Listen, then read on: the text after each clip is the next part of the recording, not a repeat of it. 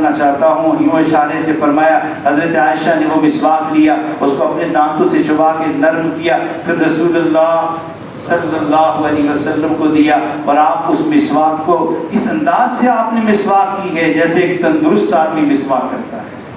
اس نعمت پہ, اس واقعے پہ حضرت عائشہ فخر کیا کرتی تھی کہ حضور صلی اللہ علیہ وسلم جب دنیا سے تشریف لے گئے تھے ان کا سر میرے سینے پہ تھا, اور پھر آخری لمحے میں بھی فرمایا میرا لعاب اللہ کے رسول کے لعاب سے مل گیا ہے. پھر اس سے بھی زیادہ فخر کی بات اور آگے کہ میرے گھر کو حضور نے پسند فرمایا ہے, اور حضور صلی اللہ علیہ وسلم کا مسکن فرمایا ان کا روزہ میرے گھر میں ہے. اللہ اکبر. رحمت عالم صلی اللہ علیہ وسلم نے ان الوداعی کلمات میں ایک واقعہ یہاں اس دوران ایک اور ہوا. رحمت عالم صلی اللہ علیہ وسلم فرمایا کاغذ قلم لے کے آؤ گئی, کچھ لکھانا چاہتا ہوں.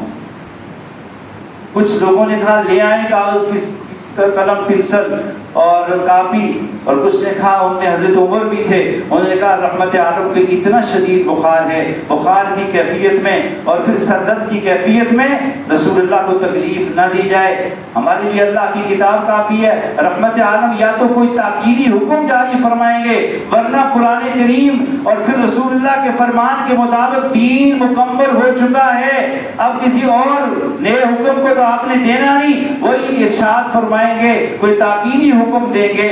اللہ اکبر. بس حضور نے فرمایا کچھ لوگ جب بول رہے تھے فرمایا شور نہ کرو, خاموش ہو جاؤ, جاؤ اٹھ جاؤ میرے پاس سے. اس کے بعد 4 دن تک زندہ رہے آپ, اور آپ اس کے بعد افاقہ بھی ہوا, تندرست بھی ہوا. حضرت علی بھی قریب رہے, دیگر عباس رضی اللہ بھی قریب رہے. اس کے بعد آپ نے کبھی بھی قلم کاغذ نہیں مانگا. اس کا مطلب یہ ہوا حضور نے حضرت عمر کی رائے سے موافقت کر لی. دیکھنا چاہ رہے تھے کہ یہ امت قرآن پہ قائم رہنے کے لیے کھڑی ہے یا نہیں ہے. مصطفیٰ کے ارشادات عالیہ کو جو ان کے پاس ارشاد کی صورت میں جمع ہیں ان پہ عمل پیرا ہونے کے لیے تیار ہے, یا اس کے علاوہ کسی اور حکم کے کھڑی ہونے کے لیے تیار ہے. حضرت عمر کے حکم سے اللہ کے ان کے رائے سے رسول اللہ نے موافقت کر لی ہے. اور پھر اس کے بعد حجۃ الوداع کے موقع پر جب آپ خطبہ دے رہے تھے وہاں بھی آپ نے کچھ وصیتیں فرمائی.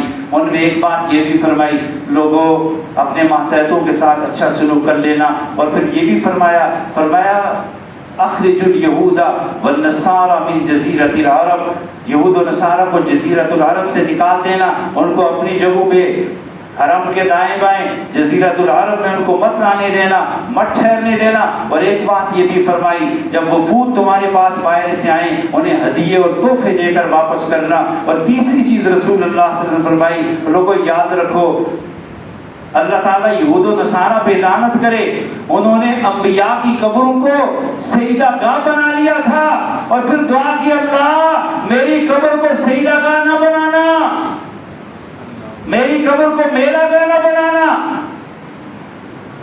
یہ دعا مانگی اللہ کے محبوب صلی اللہ علیہ وسلم نے.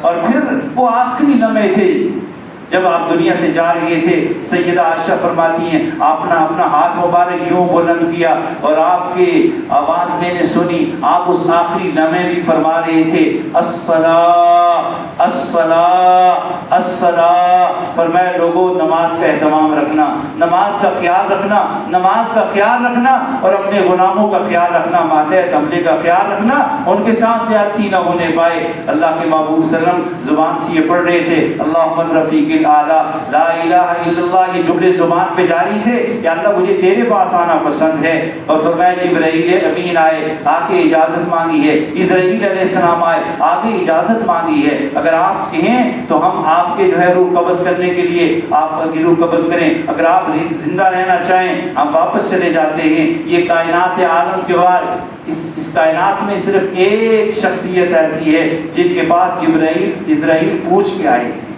ورنہ پوچھنے کی بات نہیں ہے. اس حال میں بھی میرے محبوب فرماتے ہیں جاؤ نا اللہ سے پوچھو میرے بعد میری امت کے ساتھ کیا ہوگا. امت والوں سنو, غور کرو، فکر کرو، اپنی عبادات میں، اپنے معاملات میں، معاشرت میں، اخلاق میں، اپنی روزمرہ زندگی میں تم بھی اپنے محبوب کو یاد رکھتے ہو کہ نہیں رکھتے؟ فرمایا اللہ تعالیٰ فرمانے آپ کی امت کے ساتھ رحم کیا جائے گا. فرمایا جب میری امت کے ساتھ رحم کیا جائے گا میں اپنے اللہ کے پاس جانے کے لیے راضی ہوں. اس طرح آپ اپنے اللہ جل شانہ کے پاس تشریف لے گئے. اور وہ تاریخ کیا تھی؟